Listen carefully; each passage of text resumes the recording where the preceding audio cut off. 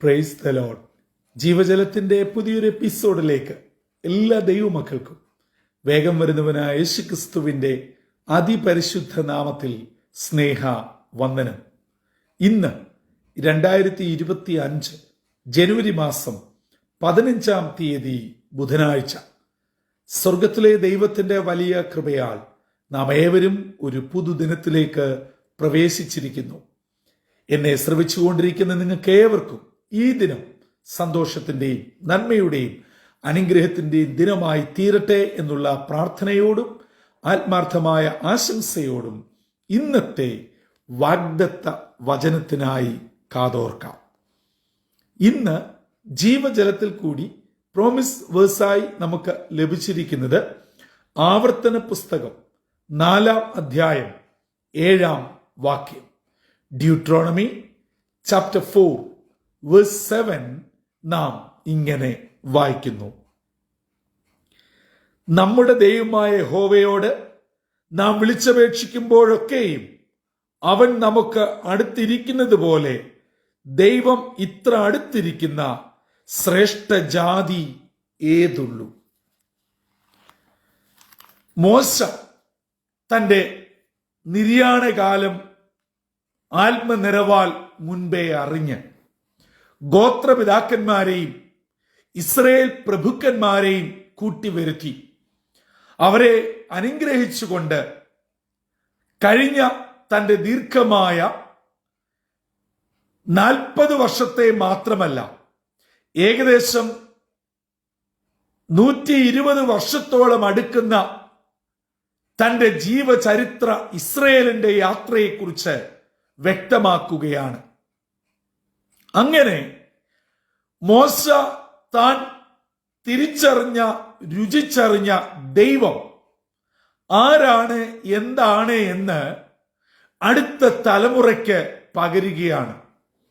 പ്രത്യേകിച്ച് കഴിഞ്ഞ 40 വർഷങ്ങൾ ഇസ്രയേലിനെ നിയന്ത്രിക്കുവാൻ, നേതൃത്വം കൊടുക്കുവാൻ ദൈവം തന്നെ നിയോഗിച്ചത് മുതലുള്ള അനുഭവങ്ങൾ ഇസ്രയേലിന്റെ പുതുതലമുറയോട് പങ്കുവെക്കുകയാണ്. ഇവയെല്ലാം പറഞ്ഞിട്ട് മോശ ഒരു കാര്യം അസന്നിഗ്ധമായി വിളിച്ചു പറയുന്നു: നാം വിളിച്ചപേക്ഷിക്കുമ്പോഴൊക്കെയും നമ്മുടെ അടുക്കലേക്ക് ഇറങ്ങി വന്ന് നമ്മോട് അടുത്തിരിക്കുന്ന ഇത്ര ശ്രേഷ്ഠമേറിയ ഒരു ജാതി ഏതുള്ളൂ? ഇത് പറയാൻ കാരണമുണ്ട്. കഴിഞ്ഞ 40 വർഷത്തെ യാത്രകളിൽ 41 സ്ഥലങ്ങളിലായി കൂടാരമടിച്ച് അനേക ജാതീയ വിജാതീയ ആളുകളെയും രാജാക്കന്മാരെയും ദൈവങ്ങളെയും ദേവന്മാരെയും ഒക്കെ കണ്ടായിരുന്നു ഇവരുടെ യാത്ര.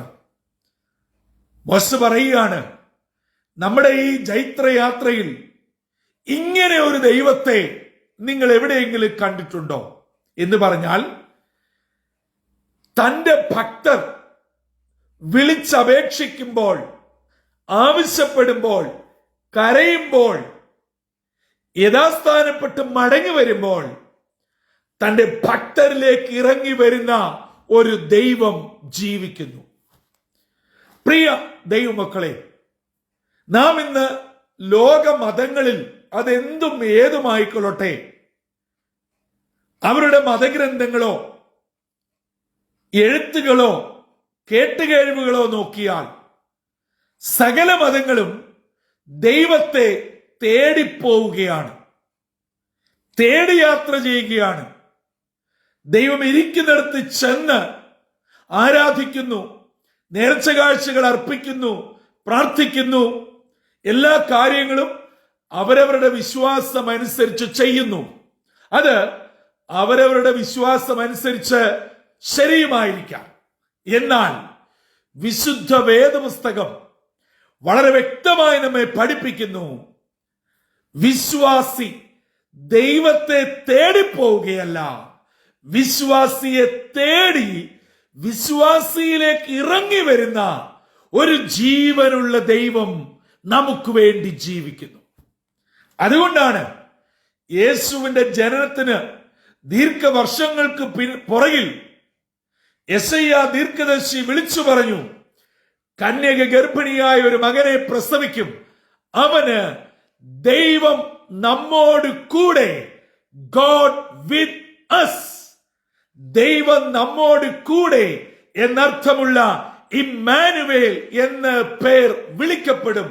ദൈവം നമ്മോട് കൂടെ. നിങ്ങളുടെ വിഷമത്തിൽ, നിങ്ങളുടെ കണ്ണുനീരിൽ, നിങ്ങളുടെ ഭാരത്തിൽ, നിങ്ങളുടെ രോഗത്തിൽ, നിങ്ങളുടെ ജോലി പ്രശ്നത്തിൽ, നിങ്ങളുടെ ആത്മീയ വിഷയത്തിൽ, നിങ്ങളുടെ കുടുംബകാര്യങ്ങളിൽ നിങ്ങൾ നീറി വേദനിച്ച് സങ്കടപ്പെട്ടിരിക്കുന്ന ജീവിതത്തിന്റെ ഏകാന്തതയുടേതായ എല്ലാ പ്രശ്നങ്ങളുടെയും നടുവിൽ നിശ്ചയമായും ഇറങ്ങി വരുന്ന ഒരു ദൈവം, അതാണ് ദൈവം നമ്മോട് കൂടെ. നമ്മുടെ പ്രശ്നങ്ങളും ഭാരങ്ങളുമായി ദൈവത്തെ തേടിപ്പോയി അവിടെ ഇറക്കി വെക്കുകയല്ല. ഞാനും നിങ്ങളും ഇരിക്കുന്ന ഇടത്തിരുന്നു കൊണ്ട്, എന്റെ ദൈവമേ, എന്റെ അവസ്ഥ ഇതാണ്, എന്റെ ഭാരം ഇതാണ്, എന്റെ മകന്റെ സ്ഥിതി, എന്റെ മകളുടെ സ്ഥിതി, എന്റെ കുടുംബത്തിന്റെ സ്ഥിതി, എന്റെ സാമ്പത്തിക സ്ഥിതി, എന്റെ ആത്മീക അവസ്ഥ, ഇങ്ങനെ നാം വിളിച്ചു പറയുമ്പോൾ ഏത് അർദ്ധരാത്രിയിലും ഏത് പലകാലത്തും നമ്മുടെ അടുക്കിലേക്ക് ഇറങ്ങി വരുന്ന ഒരു ദൈവം, ഹല്ലേലൂയ, ആ ദൈവം ഇത്ര വലിയൊരു ദൈവമാണെന്ന് മോശ തന്റെ അനുഭവത്തിൽ കൂടെ ഇസ്രായേൽ പ്രഭുക്കന്മാരോട് പറയുകയാണ്. ഈ ഒരു ജാതിയായി നാം തീർന്നിരിക്കുകയാണ്, ഇത്ര ഒരു ശ്രേഷ്ഠ ജനമാണ് നാം. അങ്ങനെയെങ്കിൽ ഈ പ്രഭാതത്തിൽ വീണ്ടും ഒരു ചോദ്യം അവശേഷിക്കുന്നു. ഈ ഒരു ശ്രേഷ്ഠ പദവിയിലേക്ക് ഞാനും നിങ്ങളും എത്തിച്ചേർന്നിട്ടുണ്ടോ? നമ്മള് വളരെ അഭിമാനത്തോടെ പറയും, ഞാൻ ഇന്ന സഭയിലെ അംഗമാണ്, ഞങ്ങളുടെ സഭ മാത്രമേ ഉള്ളൂ നല്ല സഭ, ഞങ്ങളുടെ സഭയിൽ കൂടെ മാത്രമേ ഉള്ളൂ രക്ഷ, വിടുതൽ, സ്വർഗം, അങ്ങനെ പോകുന്നു നീണ്ട നിര.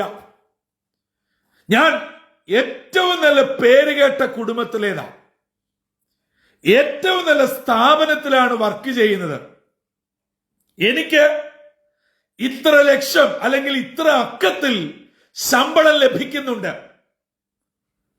എനിക്ക് ഇത്രമാത്രം ഇൻഫ്ലുവൻസ് ഉണ്ട്, സാധ്യതകളുണ്ട്, എന്റെ മക്കൾ മുഴുവനും ഉന്നത വിദ്യാഭ്യാസമാണ്, അങ്ങനെ പോകുന്നു നമ്മുടെ യോഗ്യതയുടെ നീണ്ട പട്ടിക. പക്ഷേ ഇതൊന്നുമല്ല ദൈവത്തിന്റെ വചനം വിവക്ഷിക്കുന്നത്. ഞാനും നിങ്ങളും യേശുവിന്റെ രക്തത്താൽ വീണ്ടെടുക്കപ്പെട്ട ആ ശ്രേഷ്ഠ പദവിയിലേക്ക് എത്താത്തിടത്തോളം കാലം മേൽ വിവരിക്കപ്പെട്ട ലോകപ്രകാരമുള്ള ഏത് ഗുണഗണത്തിൽ പെട്ടതാണെങ്കിലും ഈ ഒരു പദവിയിൽ ഞാനും നിങ്ങളും എത്തിച്ചേരുകയില്ല എന്ന് ഇന്നത്തെ വാഗ്ദത്ത വചനത്തിന്റെ അടിസ്ഥാനത്തിലും ദൈവവചനത്തിന്റെ അടിസ്ഥാനത്തിലും ഈ പ്രഭാതത്തിൽ പരിശുദ്ധാത്മാവ് നമ്മോട് ബുദ്ധി ഉപദേശിക്കുകയാണ്. അതുകൊണ്ട് ഞാനും നിങ്ങളും പറയുന്നതും നോക്കുന്നതും വലിയ കാര്യമായി കൊണ്ട് നടക്കുന്നതുമായ മെറിറ്റ് അല്ല തമ്പുരാൻ നോക്കുന്നത്. പ്രിയമുള്ളവരെ, സ്വർഗം തിരഞ്ഞെടുത്തിരിക്കുന്ന ശ്രേഷ്ഠ ജാതി എന്ന പുതിയ നിയമ ഇസ്രായേൽ എന്ന ഏക യോഗ്യത, ആ യോഗ്യതയ്ക്ക് ഒരു മാനദണ്ഡമേ ഉള്ളൂ, യേശുവിനെ കൈക്കൊണ്ട് അവനെ രക്ഷകനായി സ്വീകരിച്ച് ഒരു ദൈവ പൈതലായി തീരുക. അതല്ലാതെ ഈ ലോകപ്രകാരം എന്തെല്ലാം കാര്യങ്ങൾ ചെയ്താലും, ചാരിറ്റി പ്രവർത്തനം ചെയ്താലും, സഭാപ്രവർത്തനം ചെയ്താലും, ഏതെല്ലാം സുവിശേഷ വേലകളിൽ പങ്കെടുത്താലും, പണമെറിഞ്ഞാലും ഇതിനകത്തിലൊന്നും ഒരു കാര്യവുമില്ല. നമ്മുടെ പുണ്യപ്രവൃത്തികൾ കറ പുരണ്ട തുണി പോലെ അത്രയെന്ന് ദൈവവചനം വ്യക്തമായി പറയുന്നു. അതുകൊണ്ട് മോശ അടുത്ത തലമുറയോട് പറയുന്നു, ഇതാണ് അനുഗ്രഹിക്കപ്പെട്ട ശ്രേഷ്ഠ ജാതിയായി ദൈവം തിരഞ്ഞെടുക്കുകയും ഞാനും നിങ്ങളും വിളിച്ചപേക്ഷിക്കുമ്പോൾ നമ്മിലേക്ക് ഇറങ്ങി വരത്തക്കവണ്ണം നമ്മെ എത്ര ഉന്നതമായ നിലയിൽ തമ്പുരാൻ കരുതിയിരിക്കുന്നു. അടുത്ത വാക്യങ്ങൾ പറയുന്നുണ്ട്, ഇത് നിങ്ങൾ നിങ്ങളുടെ മക്കളോടും അവർ അവരുടെ മക്കളോടും പങ്കുവെക്കണം, പറയണം. കാരണം ഇതാണ് ഈ ലോകത്തിൽ ഏറ്റവും ഉന്നതമായിരിക്കുന്നത്, ഇതാണ് ഈ ലോകത്തിൽ ഏറ്റവും ശ്രേഷ്ഠമായത്.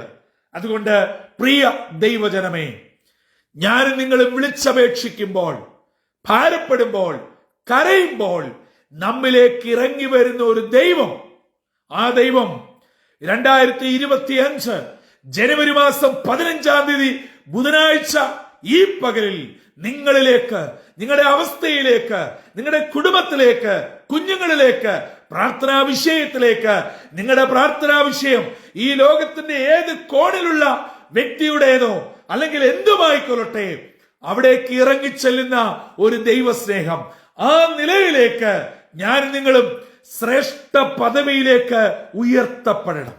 ആകയാൽ അവരവർ സ്വയം ചിന്തിക്കുക, തീരുമാനിക്കുക, ഞാൻ ആ ശ്രേഷ്ഠ പദവിയിലാണോ? യേശുവിന്റെ രക്തത്താൽ വീണ്ടെടുക്കപ്പെട്ട ദൈവപൈതലാണോ? ആ ഗുണഗണം എന്നിലുണ്ട് എങ്കിൽ നിശ്ചയമായും ഞാൻ വിളിക്കുന്ന ഇടത്ത് തമ്പുരാൻ ഇറങ്ങി വരും. പത്രോസിനോട് ചോദിച്ചാൽ പത്രോസ് പറയും, രാത്രിയുടെ 4-ാം യാമത്തിൽ കുറ്റിയിരുട്ടില് ഈ ലോകത്തിൽ ഒരു മനുഷ്യൻ പോലും വരാൻ മടിക്കുന്ന സമയത്ത് ഹല്ലേലൂയ എന്റെ അവസ്ഥയിലേക്ക് ഇറങ്ങി വന്ന ഒരു യേശു തമ്പുരാൻ, ആ കർത്താവ് ഇന്ന് പകൽ പ്രിയ മാതാവേ, പിതാവേ, സഹോദര, സഹോദരി, നിങ്ങളുടെ അവസ്ഥയിലേക്ക് ഇറങ്ങി വരുവാൻ മതിയായ ദൈവമാ. ആ ദൈവം ഇന്ന് പകൽ നിങ്ങളോട് കൂടെ ഇരിക്കട്ടെ, നിങ്ങളുടെ കുടുംബത്തോടും കുടുംബാംഗങ്ങളോടും കൂടെ ഇരിക്കട്ടെ, നിങ്ങളുടെ പ്രാർത്ഥനാ വിഷയങ്ങളെ മാനിക്കട്ടെ. ഇന്നത്തെ വാഗ്ദത്ത വചനം നിങ്ങൾ ഹൃദയത്തിൽ വ്യക്തമായി സ്വീകരിക്കുക, ആവർത്തിച്ചു വായിക്കുക. സത്യം പറഞ്ഞാൽ ആ വാക്യം വായിച്ചിട്ട് സ്തോത്രം കൊണ്ട് എനിക്ക് തുള്ളിച്ചാടുവാനാണ് ഉള്ളിൽ തോന്നുന്നത്. കാരണം ഞാൻ നിങ്ങളും ആരാണ്? ഒരുപക്ഷെ നമ്മുടെ കുടുംബത്തിലുള്ളവർ നമ്മളെ തിരിച്ചറിയത്തില്ല, നമ്മുടെ സഭയിലുള്ളവർ നമ്മളെ തിരിച്ചറിയത്തില്ല, നമ്മുടെ കൂടെ ഇരിക്കുന്നവർ നമ്മളെ തിരിച്ചറിയത്തില്ല. പക്ഷേ നമ്മെ തിരിച്ചറിയുന്ന ഒരു ദൈവമുണ്ട്. ഹല്ലേലൂയ, സ്തോത്രം. നമുക്ക് ഈ ലോകത്തിൽ ആരുടെയും സർട്ടിഫിക്കറ്റ് വേണ്ട. നമ്മെ അറിയുന്ന, നാം അറിയുന്ന ഒരു ദൈവമുണ്ട്. ആ ദൈവം നമ്മെ അറിഞ്ഞാൽ അതിനപ്പുറത്ത് ഒന്നിന്റെയും ആവശ്യമില്ല. ആകയാൽ ആ സ്വർഗത്തിലെ ദൈവം തിരഞ്ഞെടുത്ത ശ്രേഷ്ഠ ജാതിയുടെ കൂട്ടത്തിൽ ഞാനുമുണ്ടോ? അത് സ്വയം വിലയിരുത്തുക. കുറവുകളോ പോരായ്മകളോ ഉണ്ടെങ്കിൽ അത് ദൈവത്തിൽ ഏറ്റുപറഞ്ഞ് യഥാസ്ഥാനപ്പെട്ട് ആ പദവിയിലേക്ക് അടുത്തു വരിക. നിശ്ചയമായും നമ്മുടെ നിലവിളിയെങ്കിൽ ഇറങ്ങി വന്ന് വിടുവിക്കുന്ന ദൈവം ഇന്ന് പകൽ നമ്മെ ഓരോരുത്തരെയും മാനിക്കട്ടെ, അനുഗ്രഹിക്കട്ടെ. അതിന് നമ്മെ തന്നെ പ്രാർത്ഥനാ പുരസ്സരം ദൈവകരങ്ങൾ സമർപ്പിക്കാം, തലകളെ വണക്കാം, പ്രാർത്ഥനയ്ക്കായി ഒരുങ്ങാം. ഞങ്ങളുടെ വാഴ്ത്തപ്പെട്ട ദൈവമേ, സ്വർഗീയ പിതാവേ, ഈ പുതുവർഷത്തിന്റെ 15-ാം ദിനം കാണുവാനുള്ള ഭാഗ്യം ഞങ്ങൾക്ക് അവിടുന്ന് ഒരുക്കിയതിനായി സ്തോത്രം.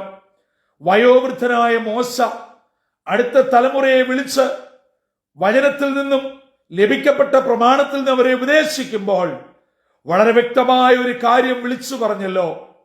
ഞാനും നിങ്ങളും ദൈവത്താൽ തിരഞ്ഞെടുക്കപ്പെട്ട ശ്രേഷ്ഠ ജാതിയാണ്. അതുകൊണ്ട് മാത്രമാണ് ഞാൻ നിങ്ങളെ വിളിച്ചപേക്ഷിക്കുമ്പോൾ നമ്മിലേക്ക് ഇറങ്ങി വരുന്നു. ഇത്രത്തോളം ഒരു വലിയ ദൈവിക പദ്ധതിയിലേക്ക് നമ്മെ ഉയർത്തിയ ഒരു ദൈവം ജീവിക്കുന്നു. ആ ദൈവത്തെ മോശ പറഞ്ഞു കൊടുക്കുകയും അടുത്ത തലമുറകളിലേക്ക് കൈമാറണമെന്ന് ഉപദേശിക്കുകയും ചെയ്യുമ്പോൾ ഇന്ന് ഞങ്ങൾ വേദനയോടെ അത് ഏറ്റെടുക്കുന്നു.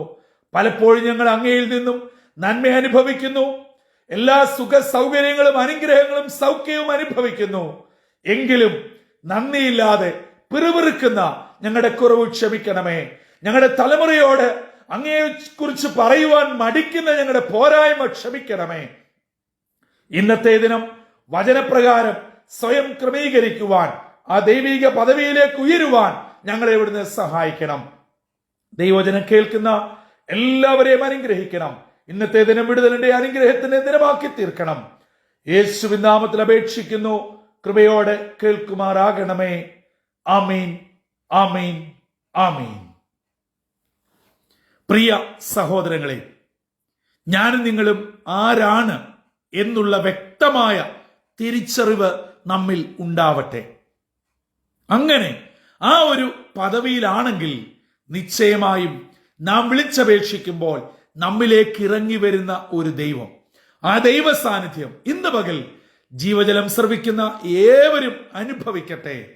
അങ്ങനെ വിടുതലോടെ അനുഗ്രഹത്തോടെ ഇന്നത്തെ ദിനം ഓരോരുത്തരുമായിരിക്കുന്ന ഇടങ്ങളിൽ സന്തോഷത്തോടെ മുൻപോട്ട് പോകുവാൻ സർവശക്തനായ ദൈവം ഇടയാക്കട്ടെ. അതിന് ഇന്നത്തെ വാഗ്ദത്ത വചനം നമ്മെ ഓരോരുത്തരെയും ഒരുക്കുകയും ചെയ്യട്ടെ. കർത്താവിന്റെ അനുഗ്രഹിക്കപ്പെട്ട മുന്തിരിത്തോട്ടത്തിൽ നിന്നും brother Santhosh Kodukulanji. God bless you all.